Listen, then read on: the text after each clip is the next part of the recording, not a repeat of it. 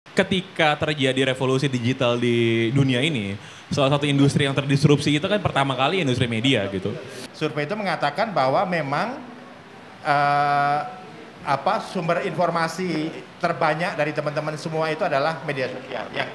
Dari political information itu masih yang pertama itu masih old media. Masih old media itu masih televisi. Tapi new media tuh udah sampai ke atas.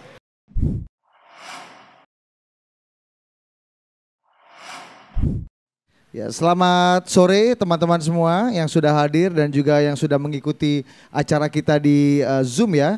Bersama saya tidak bisa dipisahkan ada kawan saya Ari Putra, ya oligarki kartel media baru ya.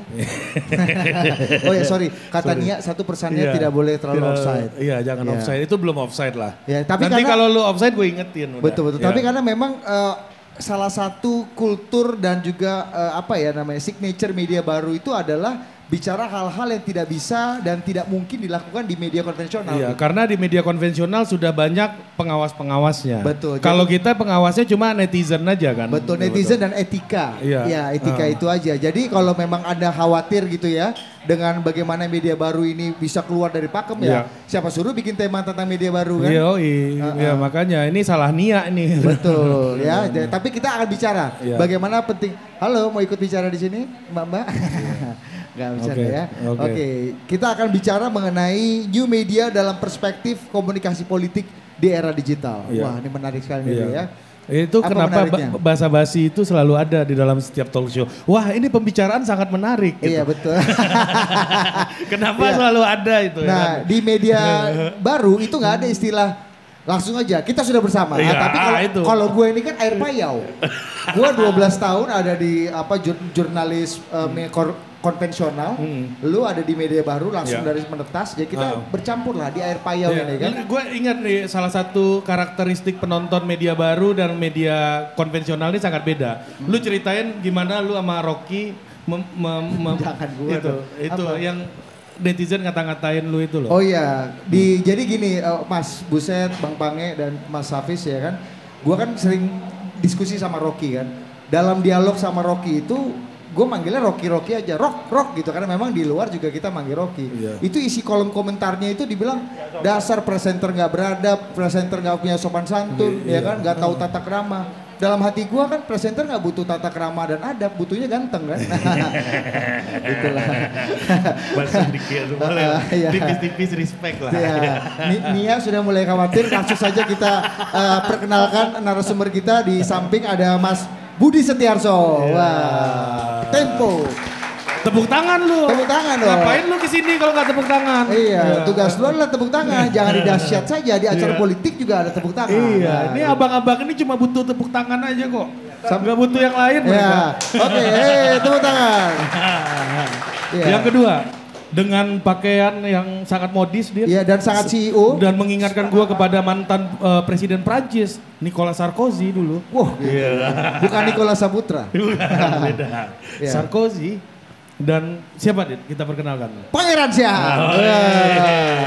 Kebayang gak lo kalau Pangeran Siaan satu kantor sama Prabu Revolusi. Prabu, Pangeran, ada yang namanya Putri. Ini kerajaan apa media? Sama Sultan Dorji juga. Ya betul, itu jangan dicampur. Jadi tolong ya bagi investor-investor atau Kominfo atau siapapun di sana yang ingin menyatukan, pisahlah orang ini di forum-forum yang berbeda ya. Iya, tolonglah. Nanti jangan jadi kembalikan monarki konstitusional kita. Makanya jangan kembalikan lagi feodalisme ke ruang publik kita. Nah itulah pentingnya kita bicara demokrasi dan ya kan komunikasi pada hari ini. Dan yang terakhir Ani, lu punya ikatan agak dalam dengan orang ini. Bukan hanya dalam tapi juga lama, Dit. Wah. Di ujung. Ini artinya pembelaan apologi kalau Ari agak bias itu ya itu gara-gara itu. Ya, dari Padang Panjang. Hafiz Rizal Pilia, konsultan politik senior Cyrus Network. Ini yang ada sering di Tempo itu ya.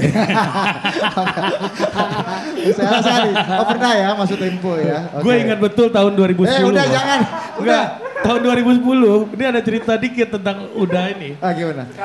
Iya. Lu harus lihat wajahnya dulu ya. Dia pernah jadi headline media lokal, Bos. Apa tuh? Gara-gara mau dikeroyok orang. Mukanya kelihatan. Dia itu di old media. Makanya old media dulu apa yang dia Udah. Ya udah. Udah Mas Buset ya lah dulu. Terserah Mas mau ngomong apa nih Mas. Silakan Mas Buset. Ya. Soal media baru. New media dalam perspektif komunikasi politik. Tempo ini kan media lama, tapi kan agak-agak baru juga sekarang. Oksimoron juga nih. Iya. Silakan. Terima kasih teman-teman semua. Senang ini topik yang menarik gitu ya. Harus. Ini audio monitornya boleh digedein dikit nggak supaya kita bisa dengar suara Mas Buset. Oke, Paul, udah Paul. Udah Paul ya. Ya. Baik, terima kasih teman-teman semua. Senang sekali di sini ya. Saya kira ini diskusi itu cara yang paling baik ya, daripada tembak-tembakan sampai meninggal satu orang gitu kan. Mas, ini acara negara, Mas. Oh iya, tolong Mas. Kalau semakin banyak dialog, semakin berkurang kemungkinan tembak-tembak. Baik, teman-teman semua. Jadi dimatiin dulu kali biar. Siap. Jadi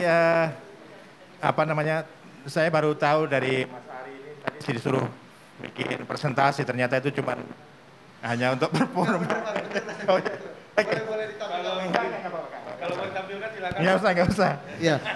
Kalau kata Rocky Gerung, kata Marsilam Simanjuntak senior kita nih Mas, PowerPoint itu untuk yang tidak punya power dan tidak punya poin Mas. Oke. Jadi gini, saya memulai dengan satu statement bahwa sebetulnya antara media baru dan saya menganggapnya sebagai pers saja ya. Pers itu sebenarnya nggak saling berlawanan. Gitu ya. Nah, ini mungkin untuk memulainya saya perlu disclaimer dulu. Saya mungkin bukan pengamat ya, jadi saya praktisi dari Tempo gitu, sehingga saya mungkin banyak menggunakan pengalaman di Tempo ya. Jadi kenapa saya bilang pers dan media baru itu nggak saling bertentangan? Prinsipnya adalah gini, pers itu kan pekerjaan.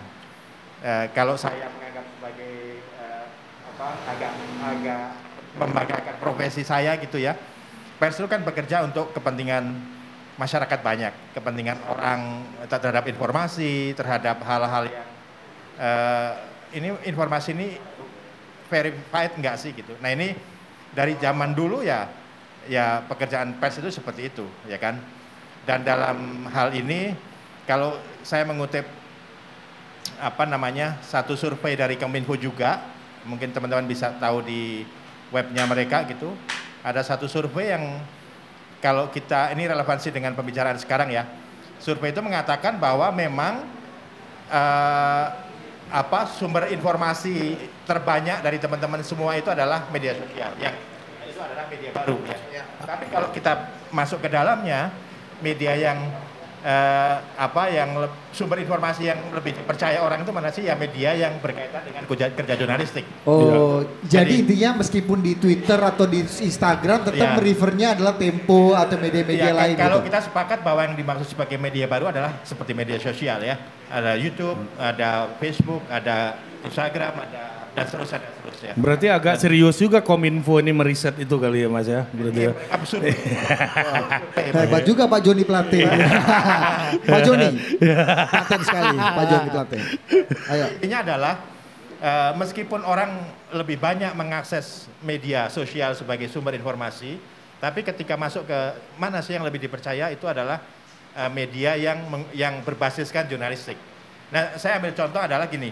Ada satu peristiwa ketika di media sosial itu viral, tiang-tiang pancang kereta cepat itu dirobohkan, ya kan? Di media sosial viral. Tapi di banyak komentarnya adalah, tolong teman-teman yang berprofesi sebagai jurnalis, ini benar nggak sih gitu? Jadi ini ada semacam kebutuhan dari masyarakat. Oh, yang terverifikasi ya adalah produk informasi yang dilakukan dengan kerja jurnalistik.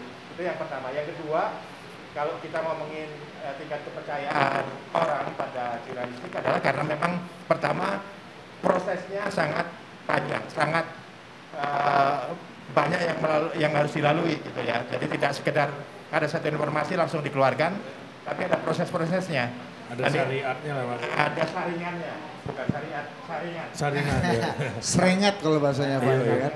Dan yang ketiga tentu saja kalau kita bicara tentang historical gitu ya, track record media yang panjang itu juga membangun kepercayaan orang terhadap media. Enggak bunyi? Oke. Oke. Oke. Ya. Pak Joni, mohon maaf Pak Joni Plate ya yang sedang menyaksikan acara kita. Iya. Ah, ini lebih. Jadi saya ulang dikit, track record dari media yang panjang itu membangun juga kepercayaan. Ya. Sekali lagi saya menggunakan Tempo sebagai contoh. Kalau ini saya tadi nanya, ini pesertanya kan banyak yang milenial ya. Saya yakin sebagian nggak baca Tempo, ya apalagi yang majalah. Dan makanya saya milenial dan baca Tempo. Iya, saya juga Mas. Pange hampir lolos dari milenial tapi dia baca Tempo. Iya. Oke. Tapi gini, Tempo berusaha bersikap independen gitu kan. Independen itu beda dengan netral ya. Netral itu kan kita nggak punya sikap. Sementara independen itu ya membangun sikapnya itu berbasiskan value-value yang kita percaya. Value pada demokratisasi, anti korupsi, kesetaraan. Itu adalah value yang kita perjuangkan. Dan itu pasti tidak bisa netral kalau kita membangun sikapnya seperti itu. Nah, dengan sikap yang independen tadi, kalau teman-teman belum pernah membaca, tahun 94 majalah Tempo itu ditutup sama Orde Baru. Memang ini pemerintahan zaman dulu ya, bukan zaman sekarang, tahun 94. Baru terbit kembali 98 setelah pemerintahan Orde Baru selesai gitu, digantikan oleh rezim-rezim berikutnya. Nah, tantangannya untuk media yang lama ya, kalau kita menggunakan diskusi yang sekarang ya, media lama yang independen tadi, tantangannya bukan lagi dari tantangan pemerintah ya, dari kekangan pemerintah. Nah, sekarang di banyak zaman media baru ini tantangannya yang pertama adalah tekanan-tekanan dari orang yang mungkin merasa kepentingannya terusik begitu ya, dengan pemberitaan yang lebih independen yang kita kadang-kadang memang tidak peduli ini tentang siapa ya, tapi tentang temuan-temuan investigasinya itu yang lebih kita tonjolkan kepada publik, karena kita menganggap ini sebuah hal yang wajib diketahui publik.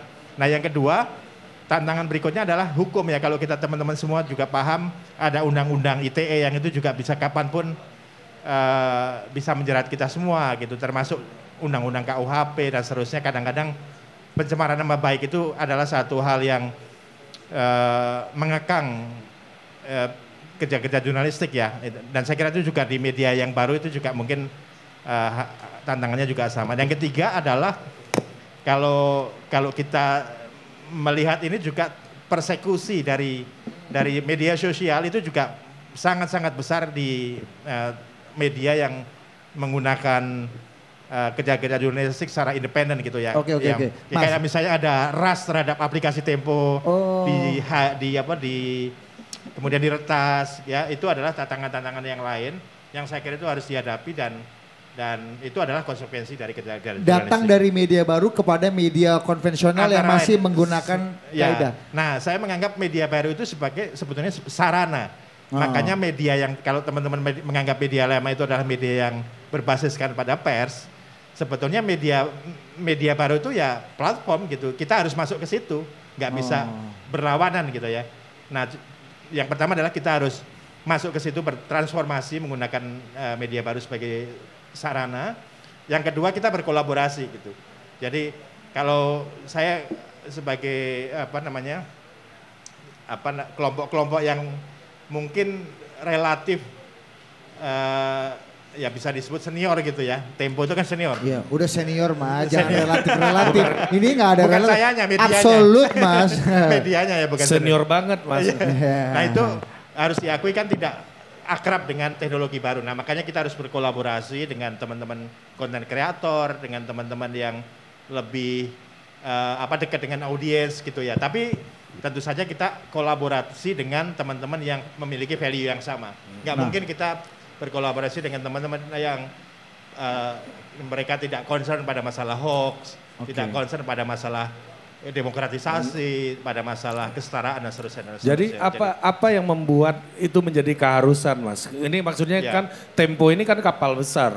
Ini kan kayak Total Politik, ini kan cuma kayak aja nih. Ini ya kan? Skoci ya kan? Mas Ari kan Padang nih ya. Jadi kalau kita orang Padang kan punya masakan khas kan. Tapi dia bisa dijual di rumah makan Padang yang yang di Senen itu apa namanya? Ini apa? Kapau. Iya. Tapi juga bisa dijual yang Marco. di restoran Padang yang sangat mewah kayak bahkan di atas pagi sore gitu apalagi tuh yang Marco yang mewah-mewah. Artinya apa? Sebetulnya produk jurnalistik juga bisa begitu. Mau Medium ditayangkan di cetak, mau ditayangkan di digital, mau ditayangkan secara audiovisual, multimedia itu platformnya saja. Tapi masakannya itu harus sekuat yang kita punya gitu. Tetap prosedur jurnalistiknya ketat, verifikasi informasinya jauh lebih ketat dan seterusnya. Ini yang membuat kenapa sih media yang tadi disebut lama itu perlu bertransformasi, menyesuaikan, berkolaborasi kepada teman-teman di media baru. Jadi ini masalah medium saja Mas. Medium perantara yang membuat kita masuk ke dunia baru, captive market yang baru. Apakah Mas dengan sebagai kalau mau dibilang media lama, media senior atau media konvensional yang masuk ke dalam platform new media ini, apakah sudah bisa disebut dengan bagian dari new media juga sebenarnya? Iya, memang kalau kita sebut tadi term media lama ya, memang kan kemudian harus menyesuaikan. Kenapa? Karena kalau kita kekeh gitu ya, bersikeras tetap menggunakan cetak, ya lama-lama kan teman-teman juga nggak bisa menjangkau informasi yang kita peroleh. Padahal informasi itu berguna. Kita memproduksi informasi itu kan dari dari sebuah proses yang membutuhkan resource orang, resource uang, resource apapun lah. Dan apalagi untuk liputan-liputan investigasi yang ya katakanlah seperti yang kasus ACT kemarin ya.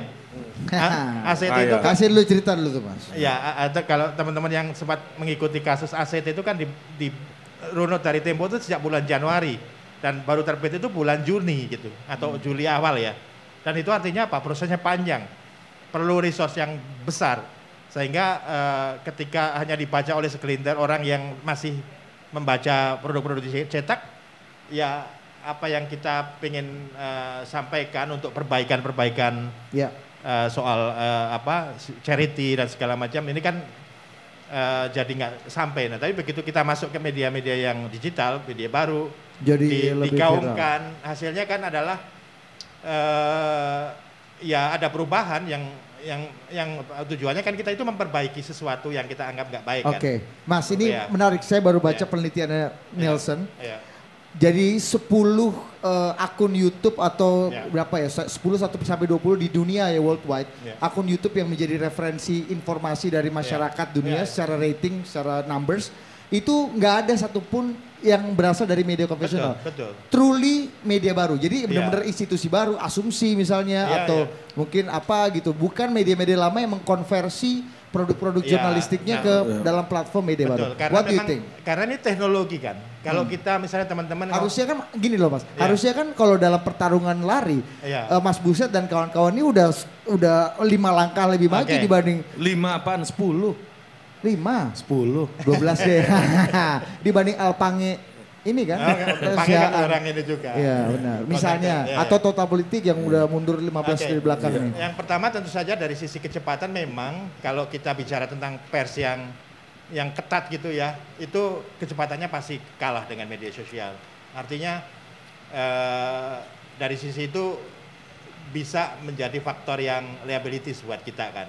Dari sisi konten mungkin kita punya modal yang cukup kuat, tapi dari sisi kecepatan mungkin jauh lebih rendah daripada yang media sosial. Yang pertama, yang kedua, seringkali kalau saya nggak tahu tuh akun-akun apa aja, akun-akun itu kan mengkolek informasi dari mana-mana kan. Mereka tidak punya tim news sendiri gitu. Nggak punya newsroom sendiri Mas ya? Nggak punya newsroom sendiri, mereka agregasi dari berbagai sumber ya. Saya tidak mengatakan itu jelek, tapi dengan kemampuan seperti itu, orang kan kemudian ya ngapain saya membuka banyak sumber informasi kalau saya bisa dapat satu gitu ya. Itu yang kedua. Yang ketiga kan teknologi. Kalau teman-teman nge-like saya gitu ya, ini pasti akan ini kan akan rekomendasikan untuk follow siapa lagi. Ya. Jadi itu ada kayak kecenderungan teknologi dari dari algoritmanya platform menggunakan algoritma yang mendorong orang untuk semakin dekat dengan hal-hal yang mereka sukai. Saya kira itu beberapa faktor yang bisa menjadi penyebab kenapa sih sumber informasi utama yang di medsos itu bukan dari lembaga-lembaga pers gitu kan. Betul. Mungkin itu dugaan saya. Harusnya kan otomatis semua lembaga pers yang established kan itu sudah mengkonversi semua produknya ke produk platform lain gitu kan. Tapi ternyata bukan itu yang menjadi secara numbers itu Mas ya. Mungkin ini ya let's say kayak Deddy Corbuzier gitu-gitu kan. Maksudnya itu kan juga jadi Joe referensi. Rogan gitu, Joe Rogan gitu-gitu. Secara harus diakui pengaruh media baru seperti Deddy Corbuzier, mungkin Pange, Asumsi dan itu jangkauannya sekarang menjadi lebih kuat dari sisi pengaruh ya. Betul. Ibaratnya bayang nggak, Bang Pange ini wawancara Menteri Perdagangan Lutfi gitu ya. 1 minggu setelahnya Lutfi di reshuffle gitu kan, artinya berpengaruh betul gitu. Gitu. Disebut juga wawancara dengan Ganjar dong, jangan cuma Lutfi dong. Makanya saya nggak bilang itu. Menteri-menteri hati-hati di wawancara Pange. Anda jangan senang dulu. Iya. Kalau di total. Kebetulan seminggu sebelumnya yang gue wawancara jadi menteri abis itu. Oh iya. Oke. Ini karena tadi Mas Buset udah menyinggung soal algoritma, Dit. Kita langsung aja ke pembicara berikutnya yang dekat dengan pendiri Bukit Algoritma. Siapa? Budiman Sujatmiko. Bentar. Gue mau cerita dulu nih. Gue tiap kali kalau diundang ya event, panel. Terus senior-senior dari Tempo gitu ada di sebelah gue. Gue tuh terharu tuh kan. Terharu. Pas kecil tuh bacanya Tempo kan.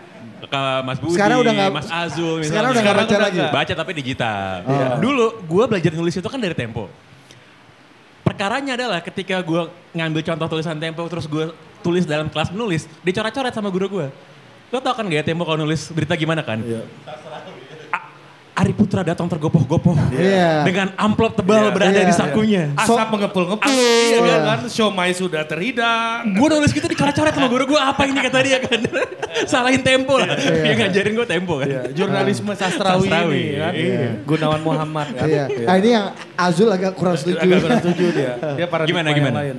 Ya, enggak, lu ini bos. Nah lu gimana ngelihat media lama dan media baru? Lu kan sempat di media lama juga dan sekarang ya menjadi salah satu media baru terdepan lah Asumsi hari ini dan Hijrah dan ternyata lu sangat terkoneksi dengan Tempo di masa lalu gitu. Nah apa sih bedanya yang lu lihat? Apakah lu masih mengatakan bahwa kerja-kerja lu ini adalah kerja jurnalisme atau ini enggak ya ini soal gue mau menyampaikan point of view gue aja, menyampaikan opini gue aja. Tapi memang karena aturan mainnya udah beda antara media baru dan media lama ini gitu. Silakan. Oke, thank you. Tadi saya rasa Mas Budi udah dengan sangat gamblang yang menjelas juga kira-kira perbedaan old media sama new media ini bagaimana. Karena untuk dikotomi pembedaan old dan new ini juga saya rasa banyak orang yang berbeda-beda juga definisinya gitu. Saya sepakat tadi Mas Budi bilang bahwa ini soal platformnya aja sih. Seperti apa yang old dan apa yang new gitu. Karena kita bisa saja membedakan dikotominya itu berbeda. Misalnya nih, kalau saya bilang old dan new media itu bukan soal platform. Tapi soal apakah dia legacy media yang udah established berpuluh-puluh tahun. Atau yang baru muncul di era digital. Gitu. Kalau kita sebut kayak Tempo, kayak Kompas, Jawa Post dan lain sebagainya. Itu kan dia udah old media kan. Dia ada di wave media di abad 20 sebelum ada digitalisasi. Yang berbeda tentu saja dengan media-media yang muncul dan besar juga gitu, tapi muncul di era digital. Misalnya kita mau bilang teman-teman di IDN Times misalnya, yang sangat besar sekali resource-nya gitu. Dia dibandingkan dengan new media yang muncul, homeless media, akun Instagram, akun YouTube, ya kalah jauh resource-nya, pasti berbeda. Tapi sama-sama new media kan, karena platformnya digital. Jadi kita juga bisa membedakan seperti itu. Cuman saya juga sepakat bahwa pada akhirnya produk medianya ini memang saya rasa itu bukan soal mediumnya sih. Tapi soal apakah produk tersebut adalah produk jurnalistik atau bukan. Apakah cuma sekedar dalam tanda kutip konten gitu. Dan apakah ada hal-hal yang sebenarnya lebih besar dari itu. Saya selalu merasa bahwa kalau secara legal kan secara hukum itu jelas sebenarnya lembaga media itu yang mana gitu kan. KBLI perusahaannya apa, media bukan gitu. Terdaftar di Dewan Pers enggak dan lain sebagainya lah. Lu terdaftar nggak ya di Dewan Pers? Proses. Ya. Takut kita Pak ITE Pak. Iya. Lama juga prosesnya ya. Harus punya sertifikasi Pak. Iya. Sertifikasi wartawan utama Gue harus masih ada bos. Harus ada. Ada gue. Ada. Masih berlaku gue. Gitu-gitu. Mau butuh pemret pakai Iya. aja nih. Buat Buat jadi proxy. Cuman kan gini, ketika terjadi revolusi digital di dunia ini, salah satu industri yang terdisrupsi itu kan pertama kali industri media gitu. Barrier to entry untuk bikin konten informasi tiba-tiba makin rendah dan nggak ada sama sekali.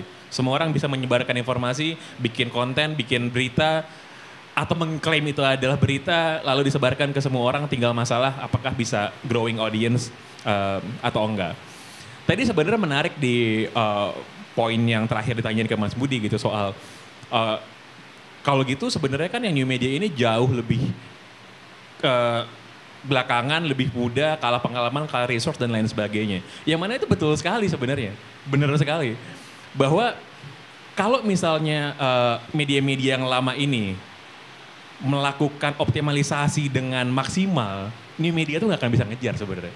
Mereka punya head start. Dan currency media itu sebenarnya kalau buat saya di era sekarang itu bukan lagi soal konten atau soal speed ya. Tapi soal trust sama reputation. Gitu. Ini sama kayak kampus Pak. Gitu. Bukan soal mau lo akreditasinya apa segala macem. Reputasi kampus yang udah berpuluh-puluh tahun itu kan gak bisa dibeli oleh kampus baru yang gedungnya lebih kinclong tuh gak bisa. Dan media pun seperti itu gue rasa. ya mungkin bisa tapi takes time ya kan. Iya. Gitu. Nah enggak, kalau misalnya mau itu text time pun selama yang old media ini terus keep up, gak akan bisa ngejar sebenarnya. Iya. Karena head startnya udah duluan. Tapi Lucu ya? berarti maksud Anda media lama ini udah gak trusted lagi gitu atau gimana? Tuh saya gak ngomong gitu, Anda ini spin dokter ini. Enggak. Poin gue adalah gini. Enggak, poin gue juga ngerti jadinya. Maksud gue gini, di Indonesia beberapa media dimiliki oleh oligar media besar gitu. Yang mana bagi publik jangan-jangan ini gue lebih percaya sama media baru nih sesuai dengan preferensi gue di era Gue stretching oligark media lama yang sebagian diantaranya terafiliasi dengan kekuatan politik. Nah itu jadi. Gue rasa di negara demokrasi manapun kekuatan media dan politik itu tidak bisa terpisahkan. Dan 90% gue rasa media companies dan media power di seluruh negara demokrasi liberal lah yang elektoral gitu semua pasti kaitannya sama politik gitu. Gak ada yang enggak. Cuman kalau kita ngomongin soal kepercayaan audiens sama entah itu old media atau new media, ada satu buku yang menarik judulnya Merchants of Truth yang nulis itu Jill Abramson. Dia bekas eksekutif direkturnya New York Times. Dia studi kasus 4 media di Amerika, 2 old media, Washington Post sama New York Times, 2 lagi itu new media, Vice sama BuzzFeed gitu. Nah di awal-awal ketika terjadi disrupsi teknologi ini, itu BuzzFeed ngebut banget. Pendiri BuzzFeed itu si Jonah Peretti itu bukan jurnalis, dia tuh computer scientist. Jadi kalau lo tahu meme segala macem yang pertama kali bikin tuh konsepnya tuh digital tuh dia, Jonah Peretti. Vice yang bikin anak-anak skater di Montreal, tiba-tiba dia bikin majalah berubah jadi digital, storytellingnya bagus sekali. Lalu kan yang old media ini kaget kan. Tiba-tiba si new media ini kayak Vice memperkenalkan apa yang namanya native advertising, content placement. Itu yang dilakukan juga sama kita di Asumsi sih. Batas makin tipis nih. Produk media jurnalistik sama komersial makin lama firewall-nya makin gak ada. Yang Anda pelajari di ruang jurnalistik tuh makin lama kan pas kuliah tuh makin blur gitu, makin gak jelas nih sebenarnya apa kan. Nah cuman yang menarik adalah setelah 10 tahun si Jill Abramson ini revisiting lagi nih soal 4 media ini. Apa yang terjadi? Ternyata ketika old medianya itu berbenah, embracing teknologi, reputasi mereka yang udah terjadi berpuluh-puluh tahun itu memang priceless. Itu nggak bisa dihargain pakai duit gitu. Dan pada akhirnya balik lagi. Sekarang NYT sama WAPO dan WAPO kan dibeli sama Jeff Bezos ya. Itu lebih profitable daripada Vice sama BuzzFeed gitu secara bisnis ya. Demikian juga dengan trust dari audience ya. Sekeren-kerennya Vice, kalau WAPO sama NYT bikin artikel berita, gue lebih milih yang itu dong. Dan gue rasa juga sama kalau di Indonesia gitu ya. Tempo bikin gitu ya dengan yang Asumsi lain. gitu. Sekeren-keren asumsi lah. Gitu misalnya kita bikin sesuatu. Mas Buset tiba-tiba bikin sesuatu di Tempo, orang bisa baca Tempo lah udah pasti. gitu. Langsung orang nyumbang donasinya ke lembaga donasi lain kan sekarang kan setelah artikel ini kan. Benar. Nah ini sih gue kalau membedakan antara old media dan new media, gue juga narik lebih jauh lagi. Soal bukan hanya mediumnya seperti apa, tapi nature operation dari medianya itu kayak gimana. Gitu. Menarik. Mas Buset mau nambahin nggak? Mau menanggapi nggak? Ya, memang kalau kita ngomongin bisnis ya, media baru itu umumnya kan dibangun model-model startup kan. Mereka tidak hanya berbasis pada sponsorship atau maksudnya revenue streamnya itu tidak hanya sponsorship, tapi juga ada peningkatan valuasi yang nanti ujungnya ya seperti startup gitu. Itu mungkin bedanya. Kalau media yang seperti Tempo ini kan asetnya banyak. nggak mungkin seperti itu ya.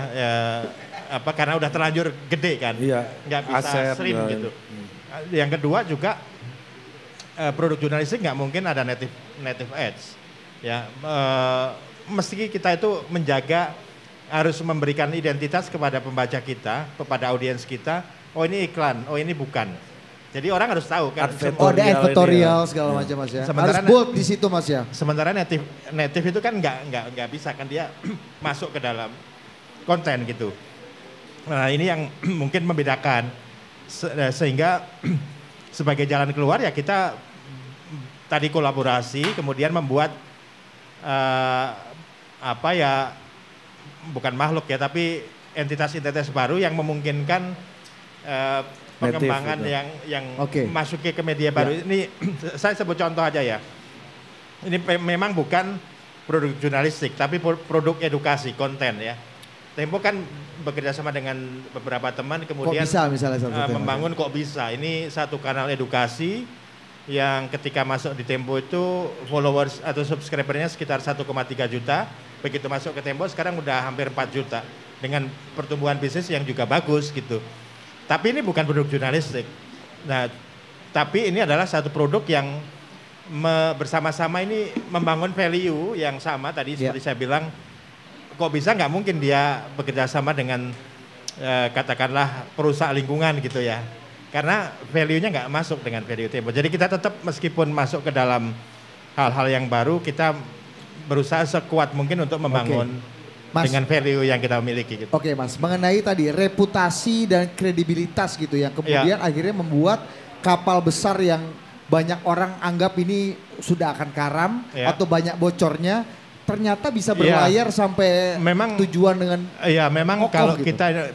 kita selalu mengambil contoh itu New York Times gitu ya, yang dengan teknologi kemudian juga dengan kredibilitas yang mereka miliki, itu mereka mendapatkan satu momentum secara bisnis ya. Mereka subscribersnya itu meningkat pesat, pada saat yang bersamaan produk cetaknya juga bertahan. Nah ini kan satu benchmarking.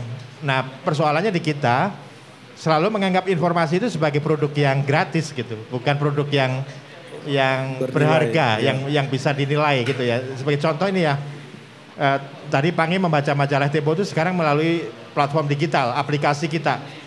Nah ini kita agak struggling juga untuk membangun basis subscription-nya. Kenapa? Karena memang pertama untuk masuk itu paywall kan, orang harus bayar. Nggak mahal, tapi orang merasa informasi itu bukan sesuatu yang layak dibeli gitu. Hanya beberapa kalangan aja yang menganggap informasi yang berkualitas itu adalah produk yang ya harus beli gitu. Tapi dengan perubahan, dengan munculnya OTT segala macam, orang mau beli Netflix, mau beli Disney Plus dan lain-lain, itu apakah itu kan hiburan Mas? Juga berpengaruh nggak kira-kira di subscription-nya Tempo? Artinya kan orang mau beli untuk sesuatu, untuk konten gitu Mas. Iya, untuk konten yang punya kualitas. Ya mungkin agak beda karena kalau Netflix kemudian ada Mola, itu mereka orang nonton film, nonton atau Spotify yang audio podcast gitu ya. Sementara ini kan produk yang umumnya masih berbasis teks. Nah ini belum. Meskipun kalau kita lihat di aplikasi di Tempo itu juga sudah mengakomodasi yang model podcast ya. Jadi orang dengerin nggak membaca lagi gitu. Meskipun nggak di semua artikel. Nggak di semua artikel benar. Tapi lumayan lah, at least saya sambil ke toilet itu bisa sambil dengar. Itu menyenangkan sekali itu, experience baru yang hal-hal teknis yang mencoba kita masuk ke dalam audiens yang memang udah nggak mau baca panjang-panjang. Oke. Ya, makanya perlu dikasih audio, dikasih video. Artinya kan sekarang kebutuhan untuk multi platform itu sangat besar. Sangat gitu besar, kan. sangat besar. Betul. Ya, Ya, dan catch up dan lagi-lagi ujungnya bener kata Pange, gue setuju banget. Secanggih apapun anak-anak baru atau media-media baru membuat produk dengan kualitas dan juga keunikan, tapi reputasi ini yang menjadi trust dan reputasi ini menjadi kunci. Saya terima kasih banget sama Pange tadi ya. Kalau kredibilitas sejarah panjang itu kemudian bisa diungkit dengan satu teknologi yang membuat sejajar dengan media baru, saya pikir itu Ya. satu. Meskipun Pange merasa dirugikan dengan Tempo karena nilai bahasa Indonesianya dulu agak jelek gara-gara mengutip Itu karena cara catatan majalah. pinggir. Majalah itu kan Lu story itu, behind. the itu news. bukan karena Tempo, jangan-jangan lu baca Gunawan Muhammad. Oke, Oke. Hafiz Piliang. Ya, Wah, ya. kita sebut Piliangnya untuk menandakan dia dari mana kan? Dari Padang Panjang. Bos. Iya. Harus di framing ya padangnya. Iya, memang harus. Memang kita ini bagian framing aja di sini kan. Iya. Oke, Bang Hafiz, gol apa yang terbaik? Kenapa Jokowi kalah di Sumatera Barat? Iya. Karena nggak ada yang milih kan. Iya. Kenapa PKS 3 periode di sana? Enggak. Coba gimana konsultan politik ini mengunyah-ngunyah nih? Apakah ini jadi medium yang akan disarankan kepada kandidat politik kepada ini gitu? Iya. Apakah ini akan lebih seksi dibanding baliho-baliho seperti baliho yang ada di menarik kafe tuh. depan kita ini? Iya. Kalau kita bicara dari politik ya, karena dari tadi bicara tentang media, mungkin saya kasih sedikit gambaran tentang politiknya. Di yang saya siapkan ada Oh, boleh, silakan. Soal Ini, bukan nggak punya power ya, tapi Iya. powernya memang cuma di data satu-satunya yang Iya, betul. bagian dari data. Kalau kan Bang saya di Hafiz sini. itu punya Iya. power dan punya poin. Nah, Berapa lembar slide-nya, Davis? Kita kan jarang rilis ya. Iya. Tapi sebenarnya kita tiap 3 bulan itu ada survei dan untuk Iya. tema ini saya perhatikan survei tadi ada persis seperti yang disampaikan oleh Mas Buset. Mas Buset tadi. Nah, Coba. coba memang- kasih dulu Nia. Ada nggak? Nia, mana nih Nia? Mana slide? Kasih dulu Nia Iya, share slide ini. nanti gua lu marah-marahin lagi. Lu. Iya, Anda bilang kita terlalu offside ini Nia. Ini Anda yang offside ini. Iya, padahal Udah. kita ini udah percaya betul Pak Joni Plate ini memberikan infrastruktur digital ini supaya Tempo bisa migrasi Ya, juga. dan Pak Supaya Joni bisa Plate menyesuaikan. juga yang mendukung kedaulatan digital kita. Betul. Iya kan? Pak Lapar ini Ini dan segala macam. natif. Iya. Ini kita bisnis modelnya memuji secara berlebihan. Iya kan? Kalau udah berlebihan itu kan nggak dipuji juga sebenarnya. Iya. Kurang sama lebih sama aja. Iya. Coba Nia ya. Nia ini betul ya. Iya. Oh iya, lagi ngoceh aja dulu dah. Nanti coba dah. Iya. dah. Nanti dia muncul sendiri aja itu. Iya, Tadi iya. Pak Budi bilang bahwa new media itu udah nyalip. Sebenarnya belum, Mas. Old media ini masih bertahta di Indonesia sebenarnya, tapi media cuma satu, namanya televisi. Dalam 2 minggu itu masyarakat Indonesia tuh pasti masih nonton TV. Hasil surveinya begitu. Kita bicarakan kalau survei politik itu adalah survei persepsi ya, bukan dari big data, bukan dari kita data-data dari Ini media. untuk itu bukan. Indonesia ya, Dah, Untuk ya? Indonesia. Ini Iya, big untuk data ini Indonesia. siapa yang udah maksud nih? Iya. Iya, media-media itulah punya Oh, data sendiri kirain kan. big data Cuman ini. kalau data persepsi, masyarakat tuh merasa dalam 2 minggu tuh pasti dia nonton TV. Konteks surveinya selalu politik. Jadi dalam komunikasi politik yang bertahta tuh masih televisi. Dalam 2 minggu tuh dia pasti nonton TV. Dan itu pertanyaannya apakah pernah mendapatkan informasi politik di TV? Pernah. Senang nih dalam Prabowo 2 minggu. evolusi dapat data gini nih. Nah, Jadi- yang kedua tuh ya, kedua, ketiga, keempat tuh udah new media semua. Nah, yang paling yang di bawah terbawah 2 tuh pada akhirnya media cetak. Karena media cetak suka atau tidak suka sekarang udah mulai berguguran juga secara ekonomi dan masyarakat yang percaya pun sama media cetak tuh susah mendapatkan, bukan beli. Akses juga sudah susah kayaknya. Banyak responden kita menyatakan saya pengen baca tapi nggak ada yang jual lagi. Tempat belinya di mana? Nah, itu hal yang pertama disampaikan tadi bahwa untuk media share-nya sendiri, media yang paling tinggi itu masih televisi. Itu berbanding lurus dengan tingkat kepercayaan. Yang bertahta lagi-lagi TV, Pak. Bukan media online. Jadi buat politisi itu kalau udah masuk TV itu artinya Nah, itu goalsnya. apresiasi tertinggi Apalagi bisa gitu ya. joget-joget di dahsyat kan, atau datang ke Jangan ikatan lu cinta sebut-sebut merek gitu-gitu. di sini dah. Meskipun narasinya nggak dapat. Nah, itu yang paling bisa disampaikan oleh media baru. Karena narasinya bisa banyak, bisa luas, bisa menyampaikan apa saja, bisa berulang. Beda sama media cetak yang cuma hadir sekali dan nggak bisa berulang. Dan ketika statement itu terlalu diperhatikan, itu bisa dihajar terus-menerus. Sehingga hoax pun bisa dilakukan berulang, orang bisa percaya kan. Jadi banyak hal yang bisa dilakukan di media online. Dan untuk tingkat percayaan kita ngambil tingkatnya itu dari 1 sampai 10. TV itu di angka 7,4 kalau nggak salah. Itu nilai yang sangat tinggi. Survei Cyrus, Pak. Kita ada survei tiap 3 bulan. Iya. Ya berarti itulah. Confirm lah. 1 sampai 10 bukan berarti kita ngefeed ke Kominfo dan sebaliknya ya. Nggak ada itunya. Nggak ada hubungannya. 7,4. Kalau ada hubungan pun dia nggak apa-apa dah. Cuman menariknya old media tuh masih ada di politik di level 2. Di bawah TV itu kalau saya nggak salah datanya kalau bisa dikeluarkan nanti kalau saya takutnya saya salah nih. Karena saya nggak biasa ngapalin data. Nia.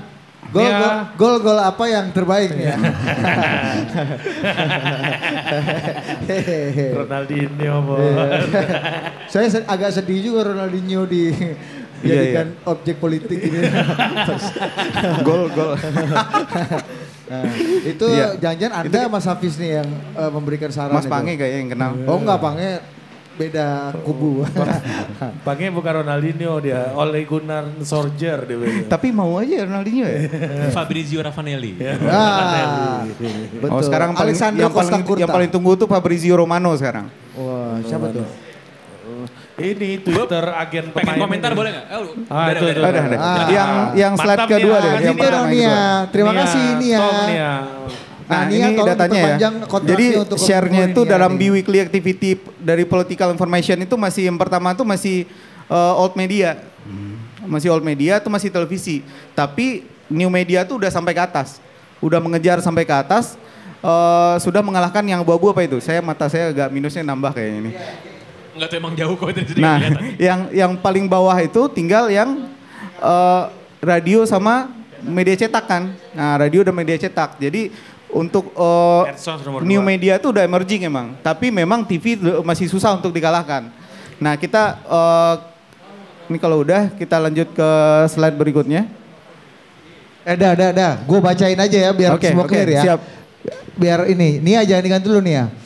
Menonton televisi masih 80,7%.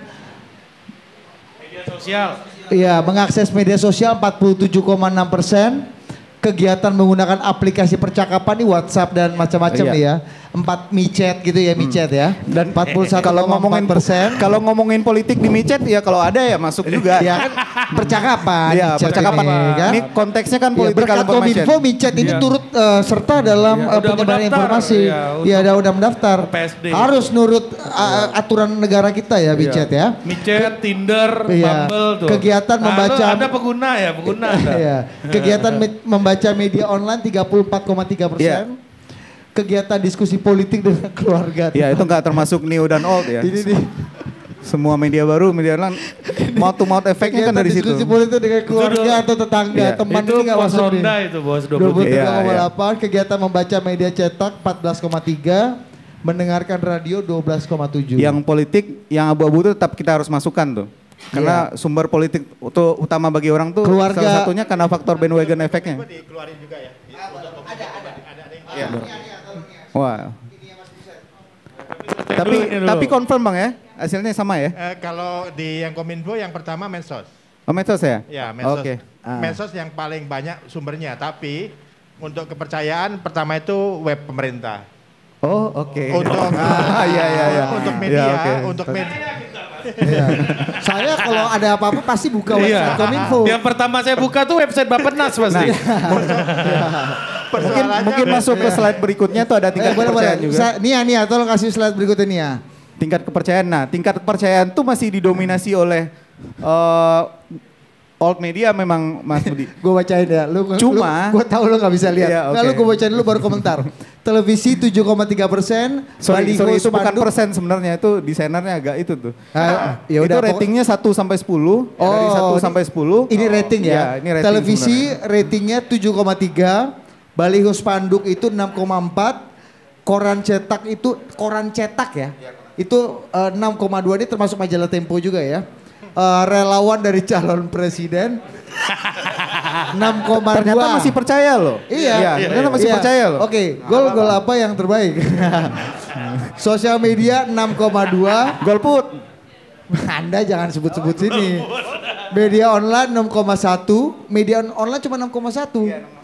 Bukan persen ya. Iya, Jadi iya. Nilai rapor ini lah. rating ya, 1 dari 10 ya. Radio 5. Radio ini paling rantai itu makanan paling Datanya Oh, ini. ada di belakang kita nih. Oh, nah, iya. gini dong Nia dari tadi Iya, Nia. iya. Nah, data ini agak jenius lu Iya. ini. Inilah bikin ricuh pentingnya gara-gara Kominfo data Kan gua bikin hadir susah untuk- udah Hafiz ini. Ya Jadi kan? sebenarnya dari 6,1 ke 6,2 sebenarnya itu di rating di itu yang sama kan, di rentang yang sama. Yang paling yang benar-benar cuman berbeda itu cuman radio dan televisi kalau yang kita lihat. Coba biar nyambung sama Ini, datanya Mas. ya dikeluarin Siap, yang siap. yang Kominfo yang ada di Ini slide saya. Nih ya. lo tau gak sih itu sangat mengerikan sekali baliho dan spanduk ya. Siap-siap, Karena siap-siap. apa? Nah. Karena kenapa? Semua orang bisa bikin baliho sama spanduk. Nah, Oh. jadi itu new media apa old media itu? Enggak.